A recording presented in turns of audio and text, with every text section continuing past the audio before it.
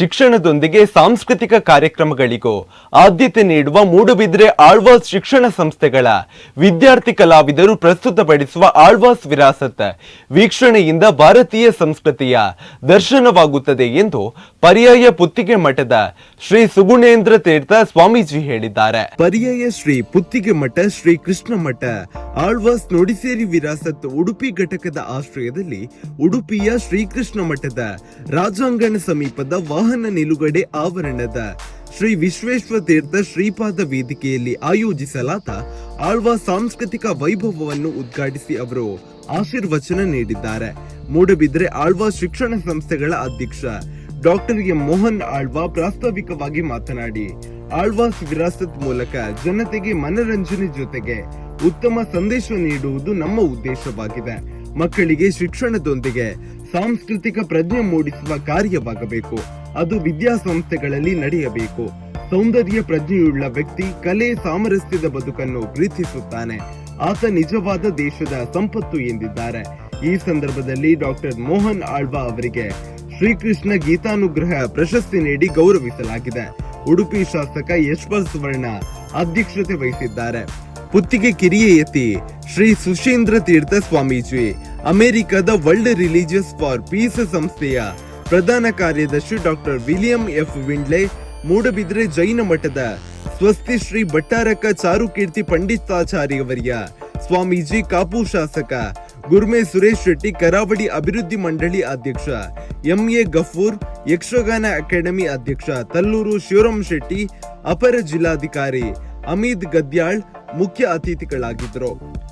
ಪ್ರಮುಖರಾದ ಮಾಜಿ ಶಾಸಕ ರಘುಪತಿ ಭಟ್, ಪ್ರಸಾದ್ ರಾಜ್ ಕಾಂಚನ್, ಡಾಕ್ಟರ್ ಕಿರಣ್ ಆಚಾರ್ಯ, ಡಾಕ್ಟರ್ ರವಿರಾಜ್ ಆಚಾರ್ಯ, ಹರಿಪ್ರಸಾದ್ ರೈ, ಸುಪ್ರಸಾದ್ ಶೆಟ್ಟಿ, ಶಂಭು ಶೆಟ್ಟಿ, ನಾಗೇಶ್ ಹೆಗ್ಡೆ, ವಿಶ್ವನಾಥ್ ಶೆಣೈ, ಕುತ್ಯಾರು ನವೀನ್ ಶೆಟ್ಟಿ, ಮನೋಹರ್ ಶೆಟ್ಟಿ, ಸಾಧು ಸಾಲ್ಯಾನ್, ಗುಜ್ಜಾಡಿ, ಪ್ರಭಾಕರ್ ನಾಯಕ್, ಗಣನಾಥ್ ಎಕ್ಕಾರ್, ಮಠದ ದಿವಾನರಾದ ನಾಗರಾಜ್ ಆಚಾರ್ಯ, ಪ್ರಸನ್ನ ಆಚಾರ್ಯ, ಕನ್ನಡ ಮತ್ತು ಸಂಸ್ಕೃತಿ ಇಲಾಖೆಯ ಸಹಾಯಕ ನಿರ್ದೇಶಕಿ ಪೂರ್ಣಿಮಾ ಮೊದಲಾದವರು ಉಪಸ್ಥಿತರಿದ್ದರು.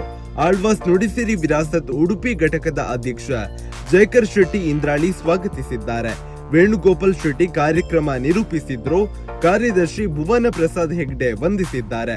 ಸಾಂಸ್ಕೃತಿಕ ವೈಭವದಲ್ಲಿ ಆಳ್ವಾಸ್ ಶಿಕ್ಷಣ ಪ್ರತಿಷ್ಠಾನದ 500ಕ್ಕೂ ಅಧಿಕ ವಿದ್ಯಾರ್ಥಿ ಕಲಾವಿದರಿಂದ ಭಾರತೀಯ ಕಲಾ ಪ್ರಕಾರಗಳಾದ ಯೋಗ ದೀಪಿಕಾ, ಶಾಸ್ತ್ರೀಯ ನೃತ್ಯ, ಅಷ್ಟಲಕ್ಷ್ಮಿ, ಬಡಗುತಿಟ್ಟು ಯಕ್ಷಗಾನ, ಶಂಕರಾರ್ಧ ಶಾರೀರಿಣಿ, ಗುಜರಾತಿನ ದಾಂಡಿಯ ನೃತ್ಯ, ಮಣಿಪುರಿ ಸ್ಟಿಕ್ ಡ್ಯಾನ್ಸ್, ಮಲ್ಲಕಬ್ಬ ಹಾಗೂ ಕಸರತ್ತು, ಸೃಜನಾತ್ಮಕ ನೃತ್ಯ, ಡೊಳ್ಳು ಕುಣಿತ, ಕಥಕ್ ವರ್ಷಧಾರೆ, ಪುರಲಿಯ ಸಿಂಹ ನೃತ್ಯ, ತೆಂಕುತಿಟ್ಟು ಯಕ್ಷಗಾನ, ಹಿರಣ್ಯಾಕ್ಷವಧೆ, ಬೊಂಬೆ ವಿನೋದಾವಳಿಯ ಪ್ರದರ್ಶನ ಕಣ್ಮನ ಸೆಳೆದಿದೆ.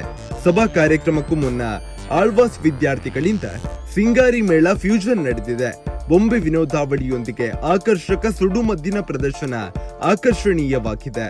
ನುಡಿಸಿರಿ ವಿರಾಸತ್ ಘಟಕವನ್ನು ನಮ್ಮ ರಾಜ್ಯ, ನಮ್ಮ ದೇಶ, ಹೊರದೇಶದಲ್ಲಿ ಮಾಡಿದ್ದೆವು. ಇಂತಹ ಸಮಯದಲ್ಲಿ ನಾವು ಅಲ್ಲೆಲ್ಲ ಹೋಗಿ ಕಾರ್ಯಕ್ರಮ ಕೊಟ್ಟುಕೊಂಡು ಬಂದೆವು. ಆಮೇಲೆ ಸ್ವಲ್ಪ ಸಾಂಕ್ರಾಮಿಕ ರೋಗಗಳು ಬಂದಂಥ ಸಮಯದಲ್ಲಿ ಒಂದು 3 ವರ್ಷದಿಂದ ನಮಗೆ ಹೊರಗೆ ಹೋಗಲಿಕ್ಕೆ ಆಗದೆ ನಾವು ನಮ್ಮ ಕಾರ್ಯಕ್ರಮವನ್ನು ನಮ್ಮ ಮೂಡುಬಿದ್ರೆಗೆ ಸೀಮಿತವಾಗಿದ್ದೆವು. ಆದರೆ ಈ ವರ್ಷ ನಾವು ನಿಶ್ಚಯ ಮಾಡಿದ್ದೇವೆ, 50 ಕಡೆಗಳಲ್ಲಿ ನಮ್ಮ ಇಡೀ ರಾಜ್ಯಾದ್ಯಂತ ಹೋಗಿ ನಮ್ಮ 500 ಪ್ರತಿಭಾವಂತ ಮಕ್ಕಳು ಕಲಾಕಾರರು ಹೋಗಿ ಕಾರ್ಯಕ್ರಮ ಕೊಡುವುದನ್ನು ನಾವು ನಿಶ್ಚಯ ಮಾಡಿದ್ದೇವೆ. ಇವತ್ತು ಇಲ್ಲಿ ಮಾಡ್ಬೋದು, ನಾಳೆ ದಿವಸ ನಮಗೆ ಭದ್ರಾವತಿಗೆ ಹೋಗಿ ಕಾರ್ಯಕ್ರಮ ಕೊಡಬೇಕು. ಅದರ ಮರುದಿವಸ ನಾವು ಹೋಗಿ ಶಿವಮೊಗ್ಗದಲ್ಲಿ ಕಾರ್ಯಕ್ರಮ ಕೊಡಬೇಕು.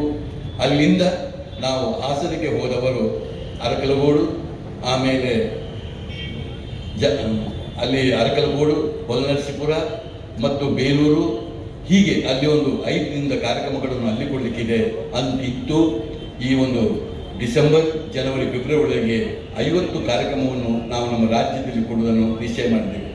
ಇದರ ಮುಖ್ಯ ಉದ್ದೇಶ ಏನು ಕೇಳಿದರೆ, ಕೇವಲ ಮಕ್ಕಳಿಗೆ, ಜನಗಳಿಗೆ ಮನರಂಜನೆ ಕೊಡುವಂಥ ಒಂದು ಕಾರ್ಯಕ್ರಮ ಅಲ್ಲ. ಇದನ್ನು ಸ್ಪಷ್ಟವಾಗಿ ನಾನು ಹೇಳಲಿಕ್ಕೆ ಇಚ್ಛೆಪಡ್ತೇನೆ.